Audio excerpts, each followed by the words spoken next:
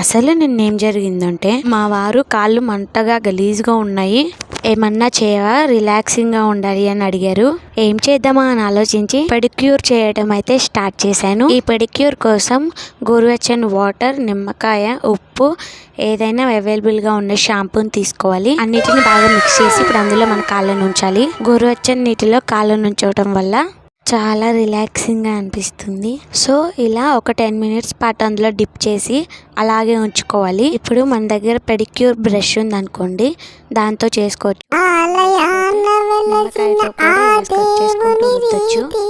నా దగ్గర అయితే పెడిక్యూర్ బ్రష్ ఉందండి, అందులోనే ఏ స్టెప్ ఎప్పుడు చేయాలి అనేది దాన్ని రాసి ఉంటుంది. సో నేను ఈ బ్రష్తో పెడిక్యూర్ చేస్తున్నాను.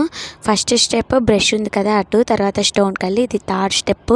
సో ఇలాగా నీట్గా కాళ్ళనన్నిటినీ మంచిగా వాష్ చేసుకోవాలి, క్లీన్ చేయాలి. సో ఇలా క్లీన్ చేసిన తర్వాత ఇప్పుడు మడిమల దగ్గర పగుళ్ళు ఉంటాయి కదా, వాటిని కూడా నీట్గా క్లీన్ చేసుకోవాలి. అలాగే నెయిల్స్ కూడా కట్ చేసుకునే వాళ్ళు చేసుకోవచ్చు, బట్ ఇక్కడ నేనైతే చేయలేదు. ఇలా చేయటం పూర్తయిన తర్వాత నీట్గా కాళ్ళని వాష్ చేసుకొని తుడుచుకోవాలి. ఇప్పుడు మనం స్క్రబ్బింగ్ కోసం లెమన్, కాఫీ పౌడర్ని తీసుకోవాలి. దానికి చక్కెర కూడా, షుగర్ వేసి హనీ కూడా వేసుకోవాలి. సో ఇవన్నీ వేసుకున్న తర్వాత కాళ్ళకి సర్కింగ్ మోషన్లో రొటేట్ చేసుకుంటూ రెండు కాళ్ళని నీట్గా స్క్రబ్ చేసుకోవాలి. ఇలా చేసిన తర్వాత ఒక 5 minutes or 10 minutes అలానే ఉండిపోవాలి.